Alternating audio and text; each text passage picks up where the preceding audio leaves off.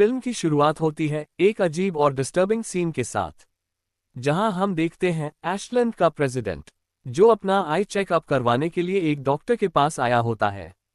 सब कुछ नॉर्मल लग रहा होता है, लेकिन जैसे ही डॉक्टर उसकी आंखों को ध्यान से चेक करता है, उसके चेहरे के एक्सप्रेशन अचानक बदल जाते हैं, क्योंकि प्रेसिडेंट की आंखों के अंदर कुछ जिंदा हिलता हुआ नजर आता है।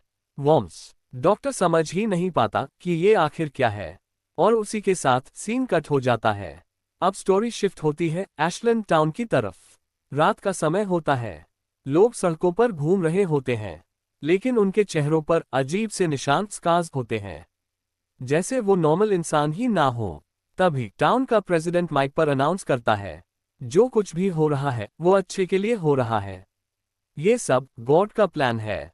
उसकी आवाज में एक अजीब सा कंट्रोल होता है, जैसे वो सिर्फ बोल नहीं रहा, बल्कि लोगों के दिमाग को कंट्रोल कर रहा हो।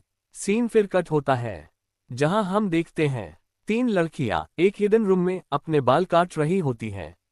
वो साफ दिख रहा होता है कि वो छुपकर रह रही हैं, जैसे किसी से बचने की कोशिश कर रही हो। फिर सुबह होती है। जैसे ही सूरज निकलता है, एशलैंड के सारे लोग घबराकर अपने घरों की तरफ भागने लगते हैं, जैसे धूप उनके लिए जहर हो। लेकिन एक लड़का समय पर घर नहीं पहुंच पाता, और जैसे ही उस पर धूप पड़ती है, वो वहीं तड़प तड़प कर मरने लगता है, और फिर उसकी बॉडी से दर्जनों वॉर्म्स बाहर निकलने लगते हैं। ये देखकर साफ हो जाता है कि एशलैंड के लोग किसी खतरनाक इन्फेक्शन का शिकार हैं, जहां उनके शरीर के अंदर वॉर्म्स घुस चुके हैं, और इसी वजह से वो सनलाइट में जिंदा नहीं रह सकते। अब कहानी फोकस करती है 3 सर्वाइवर्स पर, जेस, रोज और करा। ये तीनों ही ऐसे लोग हैं जो दिन के समय भी बिना डरे बाहर निकलते हैं। जेस उस मरे हुए लड़के के पास जाता है और उसकी बॉडी से वॉर्म्स कलेक्ट करने लगता है। तभी एक औरत घर के अंदर से चीखते हुए बाहर आती है।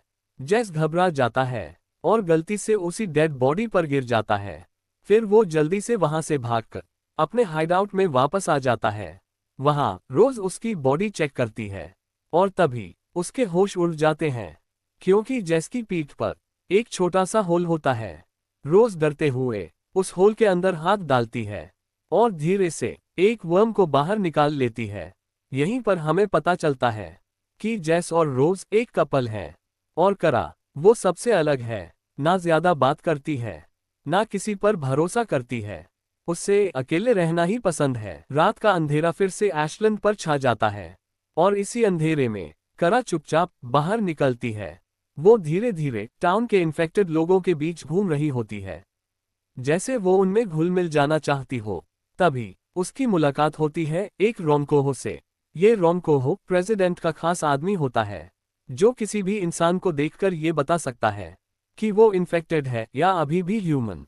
रोमकोहो को पहले ही खबर मिल चुकी होती है कि टाउन में अभी भी एक ह्यूमन जिंदा है, जिसके बाल नहीं हैं, और जैसे ही वो करा को देखता है, उसे तुरंत शक हो जाता है, क्योंकि करा के भी बाल नहीं होते। रोमकोहो बिना समय गंवाए करा को पकड़कर एलिस के पास ले जाता है। एलिस वही रहस्यमयी औरत होती है जो इस पूरे टाउन को कंट्रोल कर रही होती है। जब करा उसके सामने आती है, तो एलिस उसे ध्यान से देखती है और फिर धीरे से मुस्कुराते हुए कहती है, ये लड़की नहीं, ये अभी भी एक ह्यूमन है। यहीं पर यह साफ हो जाता है कि एशलैंड में अभी भी कुछ सर्वाइवर्स जिंदा हैं। एलिस करा को मैनिपुलेट करने की कोशिश करती है, लेकिन करा पूरी तरह चुप रहती है। वो कुछ नहीं बोलती। तभी एलिस अपने हाथ में एक ताज़ा एप्पल निकालती है, लाल, चमकदार और बिल्कुल फ्रेश। करा उस एप्पल को देखते ही रुक जाती है। उसकी आंखों में लालच साफ दिखता है, क्योंकि सालों से उसने कोई फ्रेश चीज खाई ही नहीं होती। एलिस धीरे से कहती है, हमारे जैसे बन जाओ, फिर तुम्हें रोज ऐसा खाना मिलेगा। करा कुछ पल सोचती है, और फिर वो हाँ कर देती है। लेकिन बदले में एलिस उससे पूछती है, बाकी ह्यूमंस कहाँ हैं? सीन कट होता है। दूसरी तरफ जेस और रोज अपने हाइडआउट में होते हैं। दोनों कुछ देर के लिए सेफ फील कर रहे होते हैं। तभी दरवाजे पर नॉक होता है। जेस जैसे ही दरवाजा खोलती है, अचानक बाहर खड़े लोग उस पर हमला कर देते हैं, और रोज को सीधा बाथटब में फेंक दिया जाता है, जहां उसके ऊपर जिंदा वॉर्म्स छोड़ दिए जाते हैं। जेस गुस्से में आ जाती है और फाइट करते हुए रोंकोहो को मार देती है। लेकिन तब तक करा और एलिस वहां से भाग चुके होते हैं। जेस तुरंत रोज को बचाने की कोशिश करती है और उसे लेकर वहां से निकल जाती है। कार में बैठकर वो एक पुराने स्कूल पहुंचते हैं। ये वही जगह होती है जहां जेस कभी स्टूडेंट थी। रोज की हालत अब बहुत खराब हो चुकी होती है। वो अपनी आखिरी सांसें ले रहा होता है। मरने से पहले वो जेस से कहता है, यहाँ से निकल जाओ, फॉरेस्ट में मेरी फैमिली के पास जाओ, वहीं तुम सेफ रहोगी। और फिर रोज हमेशा के लिए मर जाता है। दूसरी तरफ करा अब एलिस के साथ होती है, लेकिन अब उसे अपने शरीर में कुछ अजीब महसूस होने लगता है। वो एलिस से कहती है, मुझे कुछ ठीक नहीं लग रहा, लेकिन एलिस उसकी बात को इग्नोर कर देती है और सिर्फ इतना कहती है, आज तुम्हारे लिए कुछ खास है। फिर एलिस करा को एक जगह ले जाती है जहां बहुत सारे लोग पहले से जमा होते हैं। सबकी नजरें सिर्फ करा पर टिकी होती हैं, जैसे वो किसी बड़े मोमेंट का इंतजार कर रहे हों। यही वो जगह होती है जहां करा का ट्रांसफर होने वाला होता है और सारे लोग उस डरावने ट्रांसफॉर्मेशन को सेलिब्रेट करने के लिए वहां इकट्ठा हुए होते हैं। दूसरी तरफ जेस रोज की आखिरी बात मानकर उसकी फैमिली के पास पहुंच जाती है, जहां उसकी मुलाकात होती है रोज की बहन सुजाना और भाई हंस से। रोज के माँ बाप पहले ही मर चुके होते हैं। हंस जेस को देखकर ज्यादा खुश नहीं होता, लेकिन सुजाना उसे देखते ही इमोशनल हो जाती है। जब जेस रोज की मौत के बारे में बताती है तो दोनों अंदर से पूरी तरह टूट जाते हैं। घर का माहौल एकदम भारी और दुख से भर जाता है। कुछ समय बाद जेस और सुजाना के बीच एक गहरी बॉन्डिंग बन जाती है। दोनों एक दूसरे का सहारा बन जाते हैं। सीन फिर शिफ्ट होता है करा की तरफ, जो अब एक नॉर्मल इंसान नहीं रही। एलिस उसे देखकर कहती है, अब तुम हमारी तरह बन चुकी हो, लेकिन तुम्हें और पावरफुल बनना होगा। और फिर करा पर और खतरनाक एक्सपेरिमेंट्स किए जाते हैं। नेक्स्ट सीन में करा प्रेसिडेंट से मिलती है, जो अब पूरी तरह ईवल बन चुका होता है। प्रेसिडेंट करा को प्रमोट करके उसे नया रोंकोहो बना देता है और उसे आदेश देता है, जेस को ढूंढकर मेरे पास लाओ। अब करा, एलिस और एक और रोंकोहो मिलकर जेस को पकड़ने के लिए निकल पड़ते हैं। दूसरी तरफ जेस अब सुजाना और हंस के साथ काफी क्लोज हो चुकी होती है। एक दिन जेस और सुजाना कार में बाहर जा रहे होते हैं। तभी रेडियो पर एक मैसेज आता है जिसमें बताया जाता है, अभी भी बाहर बहुत सारे ह्यूमंस जिंदा हैं। ये इन्फेक्शन अभी पूरी दुनिया में नहीं फैला।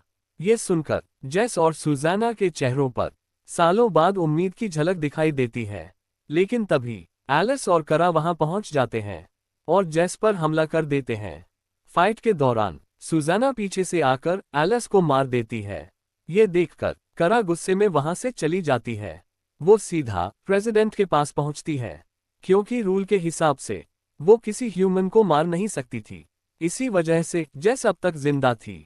गुस्से में आकर करा प्रेसिडेंट को ही मार देती है और एक नया रूल बना देती है, अब सभी ह्यूमंस को मार दिया जाएगा। इसके बाद करा पूरे टाउन में हर एक ह्यूमन को ढूंढ ढूंढ कर मारने लगती है। जेस उसे रोकने के लिए सामने आती है और कहती है, अभी भी सब कुछ ठीक हो सकता है। लेकिन करा बिना सोचे जेस पर हमला कर देती है और उसे उठाकर प्रेसिडेंट की डेड बॉडी पर फेंक देती है, जिससे जेस भी इन्फेक्ट हो जाती है। अब करा अपने खंजर से जेस पर आखिरी वार करने जाती है, लेकिन जेस उसी खंजर को पकड़कर करा को ही मार देती है। सब कुछ खत्म हो चुका होता है।